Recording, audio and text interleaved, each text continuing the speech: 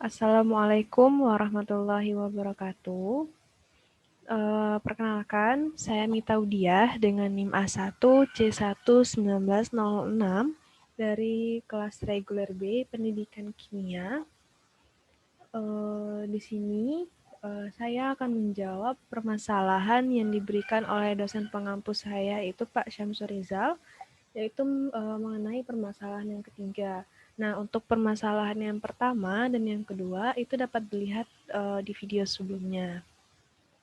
Nah, baiklah. Pada permasalahan ketiga ini terdapat 3 permasalahan lagi, di mana permasalahan pertamanya yaitu adalah jelaskan analisis Anda di mana letak kegagalan dan upaya perbaikan yang Anda sarankan dari hasil-hasil percobaan dari reaksi sederhana pada Alkana. Nah, di sini ada video percobaan mengenai pembentukan dari Alkana.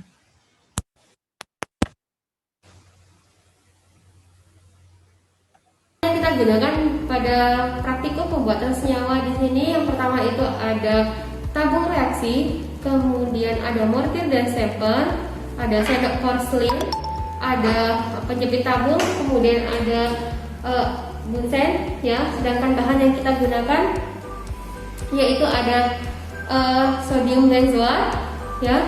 Kemudian ada sodium hidroksida. Cara pembuatan senyawa alkana yaitu yang pertama-tama kita mengambil beberapa bahan, ya, yaitu sodium benzoat. Kita ambil 1 sendok sodium benzoat.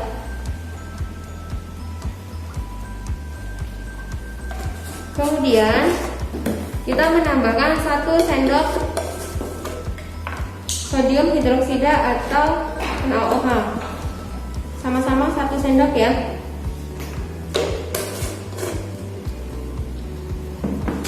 Setelah itu kita gerus kedua bahan tersebut sampai dengan penuh.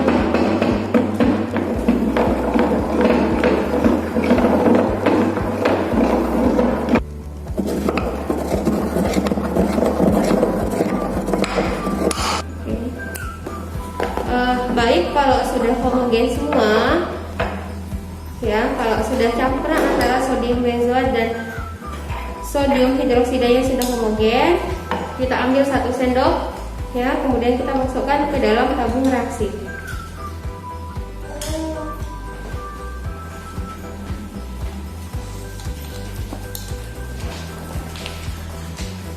Setelah itu kita tutup dengan kapas, kemudian kita panaskan.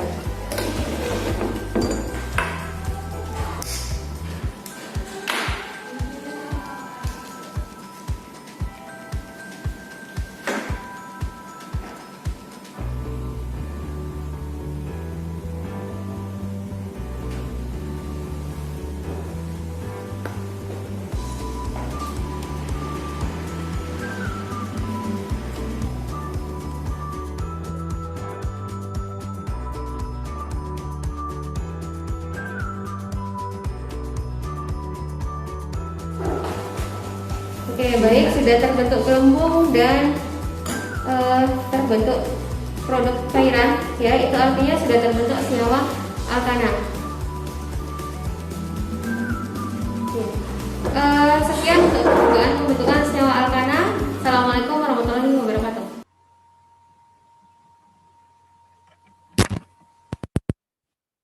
Nah, tadi telah kita saksikan video percobaan di mana sodium benzoat dan juga sodium hidroksida itu kan pertamanya masih dalam bentuk padatan. Kemudian kita haluskan, barulah nantinya kita masukkan ke tabung dan kita panaskan ke atas api bunsen. Nah, di sini pada video percobaannya itu berhasil. Yang didapatkan adalah alkana, tapi ada beberapa masukan mungkin dari saya sendiri untuk percobaan ini, yang dimana yang pertama itu pada saat dimasukkannya campuran dari sodium benzoat dan juga sodium hidroksida itu menggunakan sendok yang terlalu besar sehingga banyak campuran dari sodium benzoat dan sodium hidroksidanya itu banyak yang keluar dari tabung reaksinya, sehingga akan lebih baik jika menggunakan spatula yang lebih kecil ataupun sendok yang lebih kecil, sehingga campuran dari sodium benzoat dan juga sodium hidroksida ini tidak keluar dari tabung reaksinya. Kemudian yang kedua itu pada saat pembakaran. Nah, di sini pada saat pembakarannya itu pada praktikan di video itu pembakarannya digoyang-goyangkan. Alangkah lebih baiknya jika pada saat pembakaran tersebut tabung reaksi tidak digoyang-goyangkan sehingga hasil yang didapatkan itu panasnya lebih dapat menyebar ke yang lainnya. Atau mungkin lebih baik jika menggunakan statif. Yang kedua, permasalahan kedua itu adalah jelaskan analisis Anda di mana letak perbedaan mendasar dari hasil-hasil percobaan reaksi sederhana antara alkena dan juga alkuna.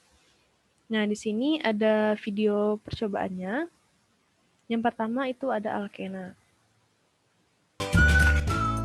Ini merupakan bahan-bahan untuk membuat alkena dari alkohol.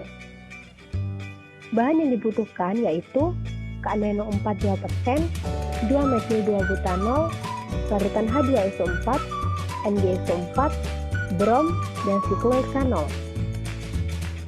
Sebelum kalian melakukan praktikum, kalian harus mencuci alat gelasnya terlebih dahulu ya. Dan jangan lupa dikeringkan. Alat-alat yang kita gunakan adalah satu set alat distilasi, pemanas listrik, gelas ukur 50 ml, termometer, pipet mor, gelas beker, pipet tetes, dan 4 tabung reaksi. Setiap sambungan dari alat destilasi harus dikasih vaselin ya, supaya tidak ada gas yang keluar. Pembuatan sikloheksana dari sikloheksanol melalui proses distilasi.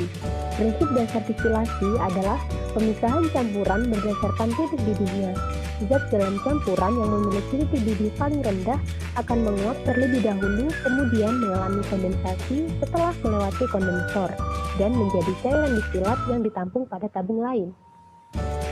Ini adalah bahan utama yang akan kita ubah ke alkena, yaitu sikloheksanol kita gunakan sebanyak 20 ml. Sikloheksanol sebanyak 20 ml dimasukkan ke dalam labu leher 3. Kita juga menggunakan larutan H2SO4 dengan 3,3 ml. Pengambilan larutan H2SO4 harus melalui lemari asam.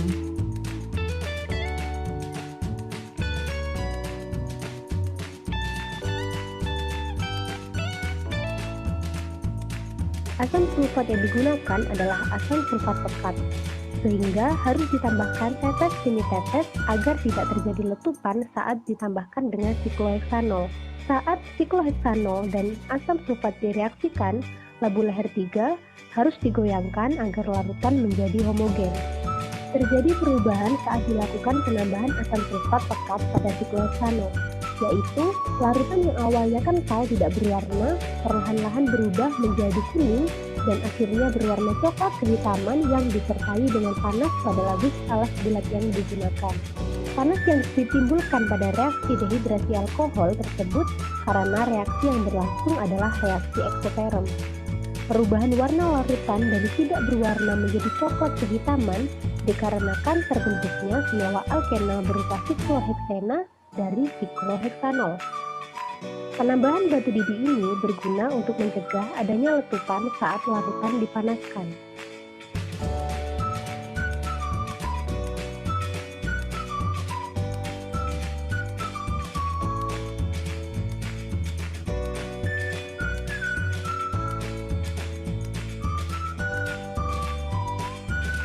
Sambil menunggu proses distilasi, saya akan menjelaskan kok bisa sih sikloheksanol membentuk sikloheksana. Terjadi merupakan reaksi.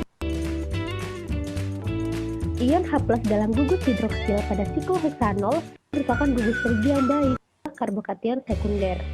Karbokation tersebut selanjutnya membentuk ikatan rangkap menjadi sebuah alkena dengan diprotonasi ion H+ menghasilkan ion hidronium yang selanjutnya membentuk asam sulfat kembali. Penarikan molekul air pada reaksi dehidrasi alkohol dibutuhkan sebuah dehidrator berupa asam sulfat pekat. Pemanasan dilakukan hingga suhu 90 derajat Celcius karena titik didih campuran yang didestilasi tidak lebih dari 90 derajat Celcius. Sehingga jika pemanasan dilakukan pada suhu lebih dari 90 derajat Celcius, maka distilat yang diperoleh tidak murni karena terbentuk senyawa hasil oksidasi. Selain itu, katalis asam sulfat yang digunakan menghasilkan produk samping ketika suhu lebih dari 90 derajat Celcius. Proses distilasi dihentikan setelah sampel sikloheksanol hampir habis dan distilat tidak menetes lagi dari kondensor. Tahap selanjutnya yaitu penambahan magnesium sulfat anhidrat pada destilat yang diperoleh. Fungsi penambahan magnesium sulfat anhidrat yaitu untuk mengikat kandungan air pada destilat sehingga yang diperoleh berupa sikloheksena murni. Destilat yang diperoleh lalu diidentifikasi adanya ikatan tangkap menggunakan dua pereaksi yaitu pereaksi KMnO4 dan pereaksi Br2. Pereaksi pertama yang digunakan yaitu pereaksi brom.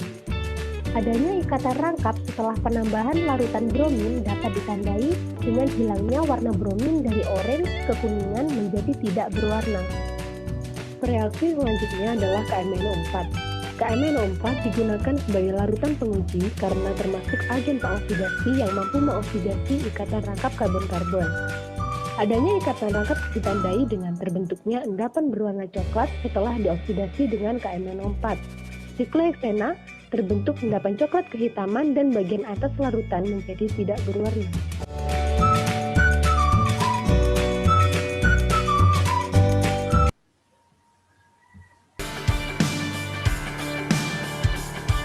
Di sini saya akan mempraktekkan dari praktek pembuatan gas asetilena. Pertama-tama masukkan karbit.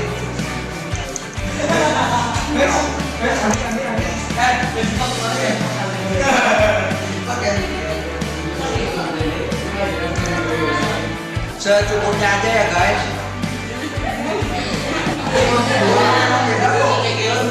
Airin guys, jangan lupa. Nah, kalau sudah ngajurus itu.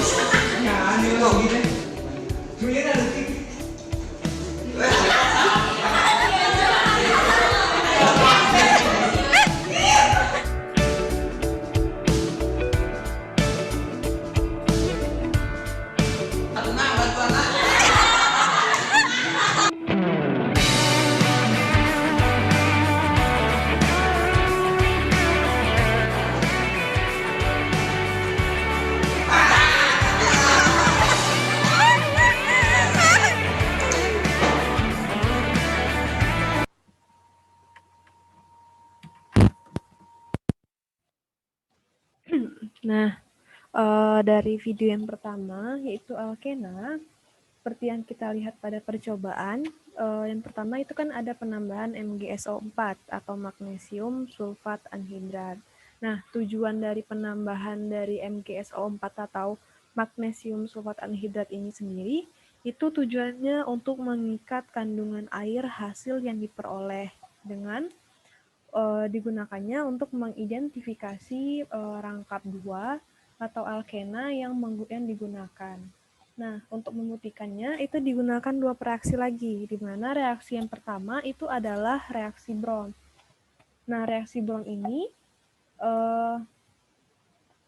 itu pada adanya ikatan rangkap didapatkan setelah penambahan brom yang ditandai dengan hilangnya warna bromin yang awalnya oranye kekuningan akan berubah menjadi tidak berwarna. Kemudian itu ada penambahan KMnO4 yang digunakan karena dia tuh termasuk ke dalam salah satu reaksi yang salah satu zat reaksi yang dapat menguji apakah di dalamnya itu ada ikatan rangkap karbon-karbon. Nah, adanya ikatan rangkap tersebut ditandai dengan terbentuknya endapan coklat dan bagian atasnya itu tidak terdapat warna di atasnya. Kemudian pada alkuna. Nah, pada alkuna ini itu menggunakan bahan-bahan yang yang ada di sekitar kita atau alat-alat sederhana, di mana percobaan ini digunakan kobalt dan air dan juga plastisin. Nah, untuk membuktikannya itu kita dapat kita lihat pada hasilnya, di mana itu menghasilkan etuna atau gas asetilana yang merupakan salah satu senyawa dari alkuna yang ditandai dengan adanya gas yang mudah terbakar pada percobaan tersebut, nyala api yang besar dan juga berkalor tinggi. Nah, dapat kita simpulkan dari dua percobaan tersebut, yaitu alkena dan alkuna, dari hasil akhirnya itu terdapat perbedaan, karena pada alkena itu pada percobaan tersebut itu dapat dilihat dari perubahan warna yang kita reaksikan dengan dua reaksi yang membuktikan pada reaksi tersebut adanya senyawa alkena atau rangkap duanya. Sedangkan pada alkuna dapat kita lihat dari hasil akhirnya itu ditandai dengan adanya mudah terbakar, nyala api yang terang dan berkalor tinggi, yang mana merupakan etuna atau asetilana yang merupakan bagian dari senyawa alkuna. Yang ketiga, baiklah, permasalahannya yaitu adalah jelaskan gagasan kreatif Anda dalam merancang percobaan pengujian reaksi-reaksi alkena, dan juga alkina. Nah, di sini ada yang pertama yaitu adalah alkana.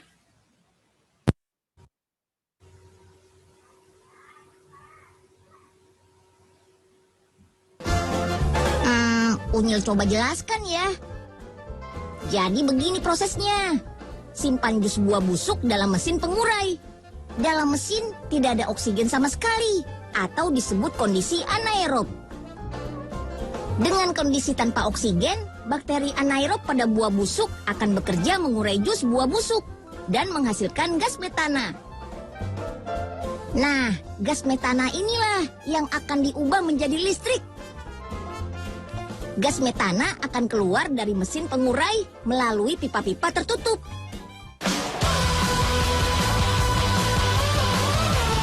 Nah, adik-adik, inilah yang disebut dengan digester. Di dalam digester inilah gas tadi diproduksi seperti itu. Ah, keren deh. Tidak hanya menjadi listrik, gas metana bisa dimanfaatkan untuk kompor gas nih. Wah, keren deh.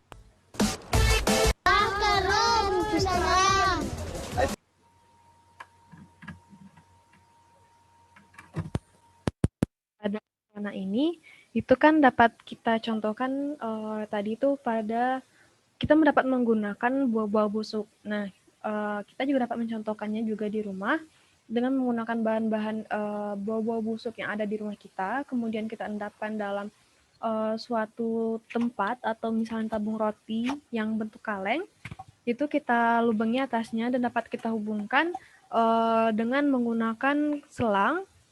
Kemudian kita hubungkan dengan kompor gas, sehingga itu dapat kita gunakan sebagai gasnya. Kemudian itu alkena. Nah, alkena ini dapat kita uji coba dengan elektrolisis dari kalium sukinat, sehingga menghasilkan karbon dioksida dan juga etena. Nah, elektrolisis tersebut itu kan merupakan suatu dapat dimulai dengan mengalirkan arus listrik searah dari sumber tegangan listrik, sehingga itu dapat kita contohkan di rumah masing-masing, tapi dengan pengawasan juga tentunya. Yang ketiga itu ada alkuna. Nah, di sini ada video percobaannya.